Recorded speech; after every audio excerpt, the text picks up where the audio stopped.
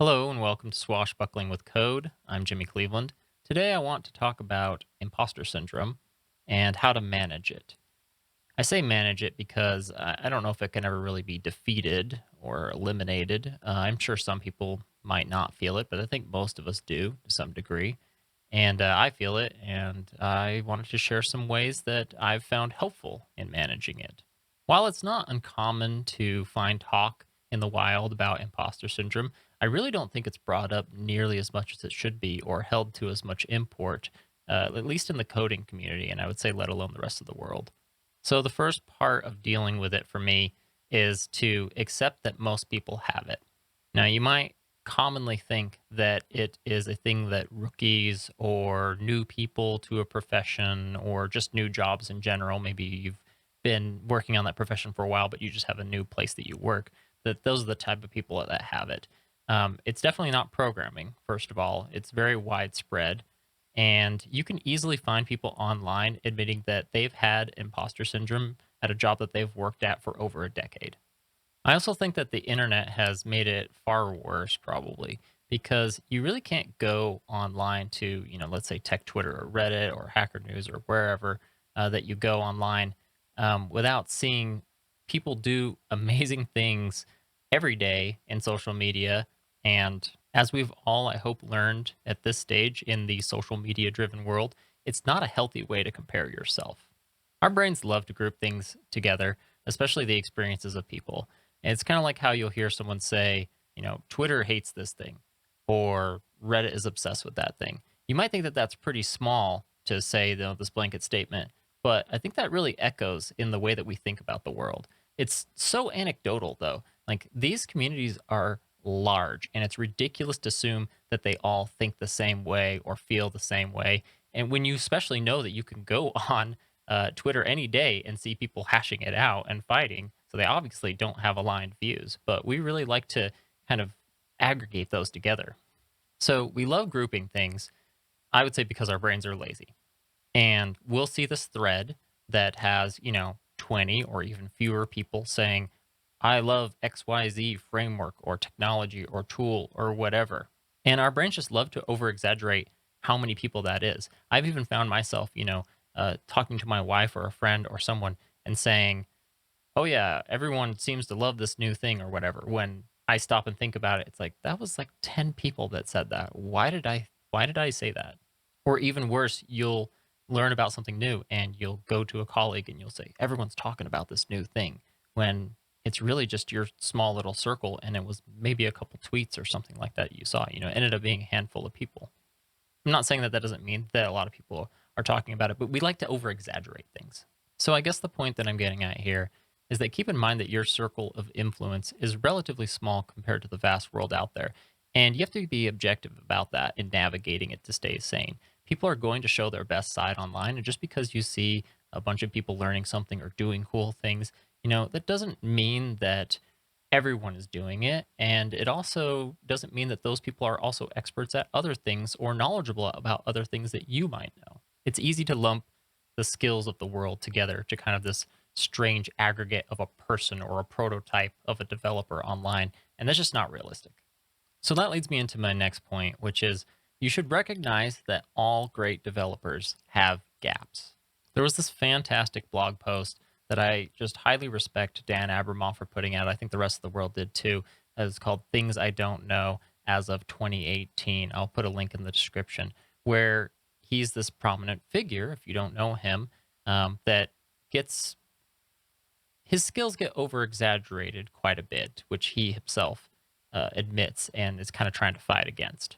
I don't know if fight's the right word, but the point of the article was for him to come out and say that he's in a pretty good position where most people think that he knows a lot more stuff than he does. And he goes through and he writes all of the common things that a lot of people do know or that assume that he knows, and the things that he just doesn't know at all or know anything about, and reveals his weaknesses there. I really think the world can use a lot more of that. It's really hard to put yourself out there sometimes as a developer and reveal your weaknesses, especially to more junior developers. And especially when, you're an influencer or a content creator or something like that, because you feel like it erodes the confidence in you. Now, I'm not some great developer, but I have been a senior and a lead and a mentor. So I have seen people assume that I know a lot more than I do. So I have some experience there.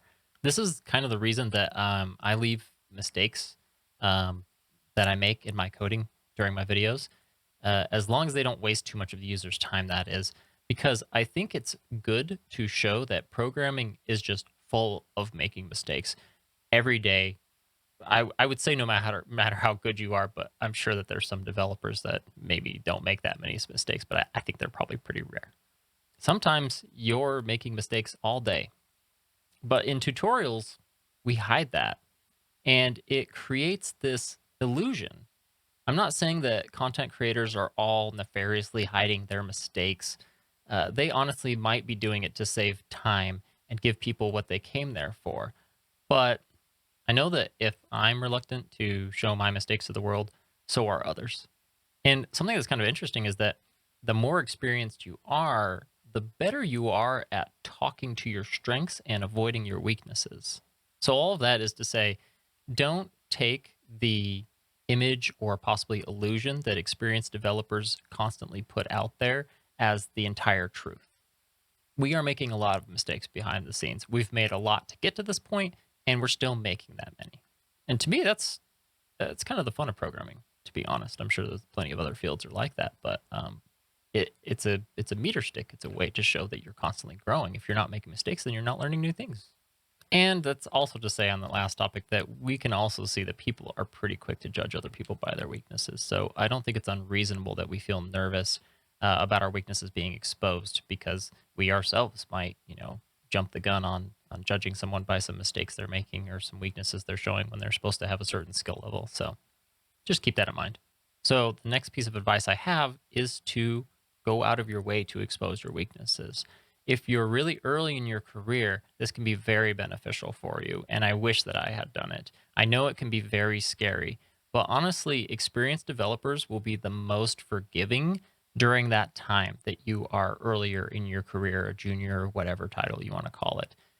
And it's super valuable for you to lay all your cards on the table, and that will cause them to more thoroughly explain things to you. If they don't, then you might be in the wrong place. The worst thing you can do is sit there and nod your head along and pretend like you know what they're talking about. I'm sure that you've done it, I've done it, but it's terrible. Please stop doing it. Because eventually they're going to see that you don't actually get what they're talking about, and that seems like you're just lying. Most people I have found personally appreciate working with people who are honest about their faults and areas that they lack experience. It makes them respect you more. So I really think you should just take the risk. Just put all your cards on the table and, ask questions and just drink up that experience while you can. Like I said, I really wish that I had it could have propelled me much further in my career much faster. So the next thing that I want to cover is, I suppose it's a Jimmy Cleveland original. I call it the anxiety stack, and it's an actual actionable item. Actual actionable. That one's tough. It's something that you can actually act upon, should you choose to. So here's how it works. You take all the things that you don't know, that you keep hearing about online or at work or whatever, that contribute to your imposter syndrome or the anxiety you're feeling. That's why I call it the anxiety stack. I like to use Asana for it, but you can use any sort of task manager where you can reorganize, sort of to-dos up and down. That's fine. But let's take an example here. Let's say that you are newer to JavaScript and Clojure is really tripping you up. You know that you should know it. You might need to know it for interviews, but you still don't really understand it, or you're just not very familiar with it. So you'll put that on the list, and that doesn't mean that you have to get to it right now. You leave it alone. You just put it on there for now, and then you'll hear another term. Let's say it's Jamstack or, a framework that you haven't delved into or anything. It could be anything. So eventually what you're going to do with that stack is once a week is the amount that I like. Sometimes I do 2 a week. You're going to pop one of those off the stack.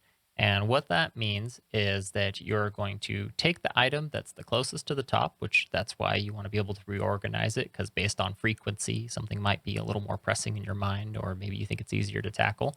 But you're going to pop that off the stack. And I like to take a Pomodoro timer, so 25 minutes worth, because I'm big into Pomodoros.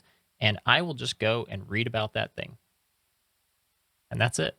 And very often, that actually completely alleviates my sort of anxiety from hearing that word and, "Oh, no, I know I should know what that is, but I don't actually, and I'm kind of embarrassed." Obviously, 25 minutes isn't long enough to fully understand most things. For instance, let me give you a good example. So I mentioned closures in JavaScript, but what about Clojure, the language? Okay, there was once a time where I kept hearing about Clojure and how cool it is, and I didn't know anything about it, but I felt like I kind of should know. So what I did was I just went through the docs and I built a really quick, starter Clojure app, and I loved it, and it was really fun. And the thing is, I still haven't gone back to Clojure, and I might someday.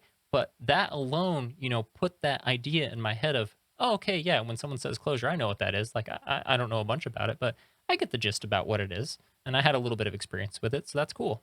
And for me, that alleviates a lot of anxiety. I'm not saying it just all goes away, but it helps you continually, broaden your skills and your general knowledge. And a nice side effect about this is that you get exposure to the rest of the world that you might not normally get. So I kind of learned some interesting little paradigms from my exposure to Clojure, and it changes the way that I kind of think about the way that I wrote code every now and then. I have a little interesting idea about.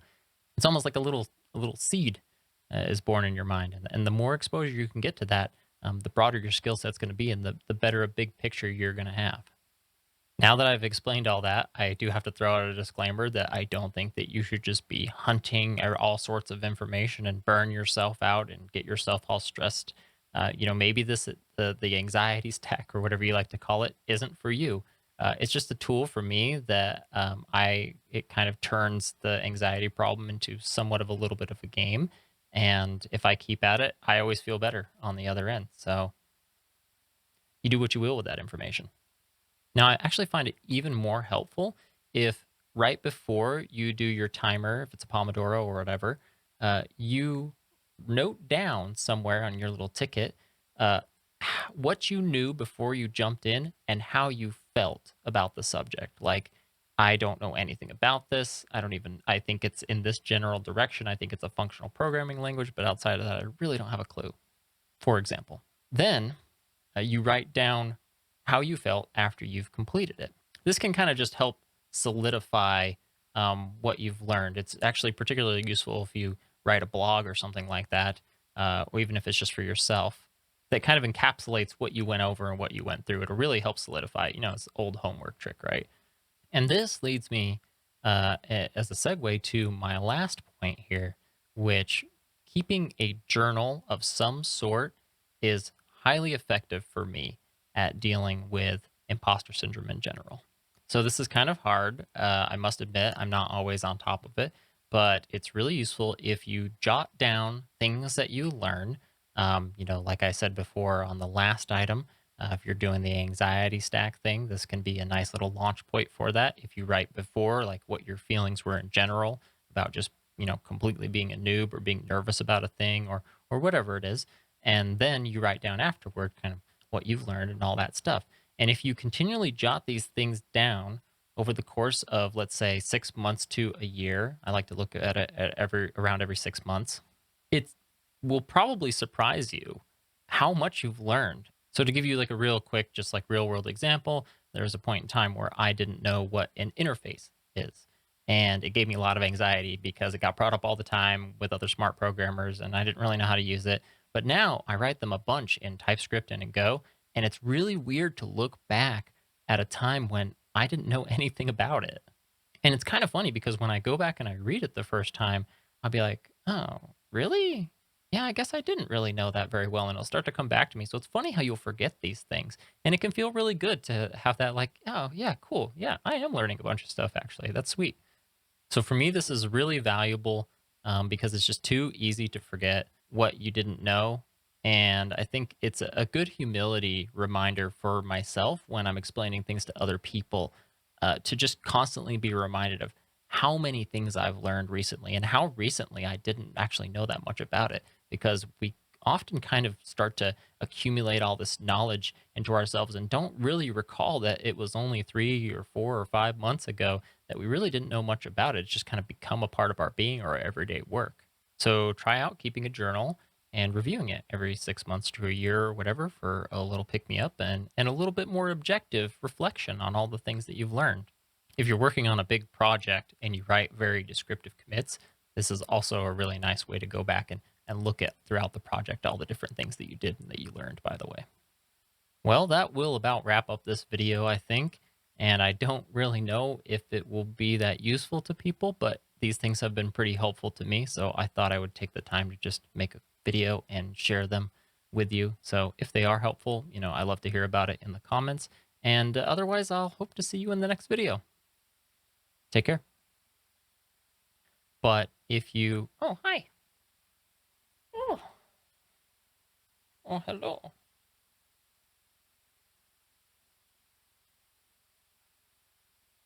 Okay, thank you.